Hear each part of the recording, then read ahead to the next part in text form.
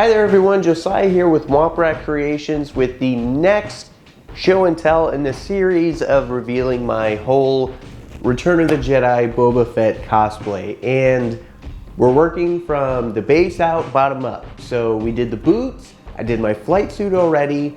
The next piece are the gloves. These gloves I did not make. I am not nearly accomplished enough as a sewist to fabricate something as intricate as a glove.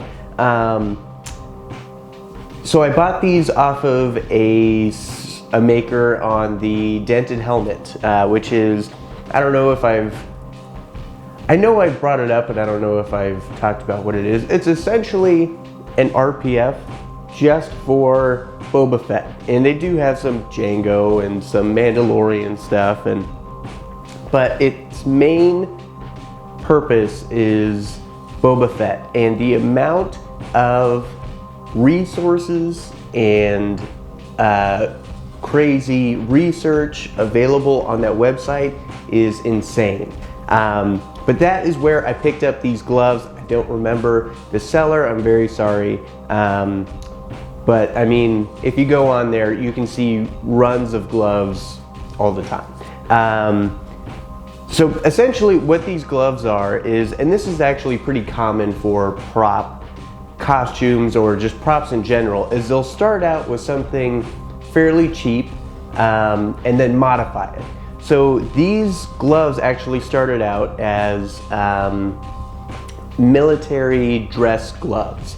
They were dyed gray, and then they were modified slightly by adding some quilted fabric on the back of the hand and the top of every finger. This is accurate to Boba Fett's Return of the Jedi gloves in the movie, and they even, this is the amount of research and exactness that I'm talking about when I refer to the people over at the dented helmet. These aren't symmetrical. See what I'm talking about? The quilted pad on the back of these hands is asymmetrical. This one is longer than this one.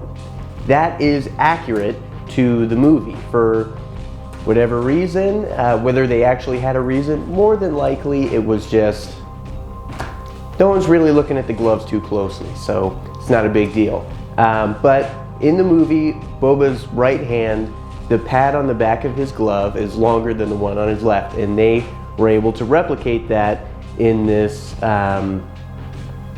in these replicas. And I mean that is a level of exactness that is just incredible to me, because most of the time, if I were to set about recreating something like this, I wouldn't think to look at the two gloves separately. If they looked generally like each other, I would just take measurements off of one and use those measurements for both. Maybe that's just me being lazy. But these gloves, and I'm actually noticing now that I haven't weathered these gloves at all. So they're actually very clean, which is not Boba. So I'll need to get around to weathering these at some point. But they fit pretty good.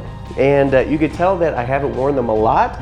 Like I said before, I've only worn this cosplay in its entirety once, and in little bits and pieces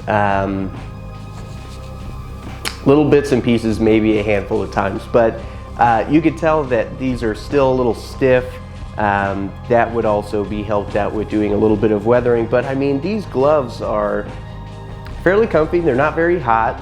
They do have the quilted parts on there, but the main body, the fabric that the main body of these gloves are made out of is actually fairly thin. So that's kind of nice. And then of course it has this white cuff on the back, but you don't see that when you're in your costume, because your sleeve from the flight suit goes over this, and then your gauntlet goes over that. So you don't see that. You just see the gray glove and the white quilting on top. Yeah, this is why I wanted to part out Boba, is there are so many pieces, one, and there's little details in every single piece, like the asymmetrical patterning on the on the pads of the glove, that's the kind of detail that goes into putting together I'm not going to call my cosplay a replica because it is not, and that is totally on me. But to have a fairly accurate Boba Fett cosplay, there's a lot of tiny details that go into it that just casual moviegoers would not notice this. I'm a little bit more than a casual viewer, and I didn't notice this until I read about it on the dented helmet. So once again, huge shout out and thank you to the folks over at the Dented Helmet that are willing to share their wealth of knowledge and research. Thank you to the maker who I bought these gloves from. I'm sorry, I don't recall your name. I bought these years ago, and years ago, and I can't find who I bought these from, but they're much appreciated, and I'm going to show them the proper love here soon and weather them up and make them nice and dirty. But thank you guys for tuning in for this week's show and tell. Till next time, I'll see you guys later.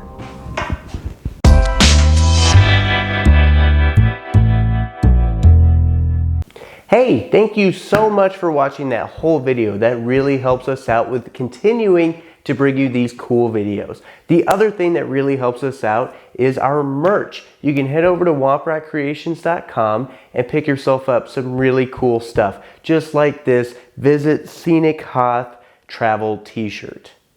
Thanks, guys. 517 to scanner control. 517 to scanner control. 316, report to control. 53 to upper bay door. 53 to upper bay door.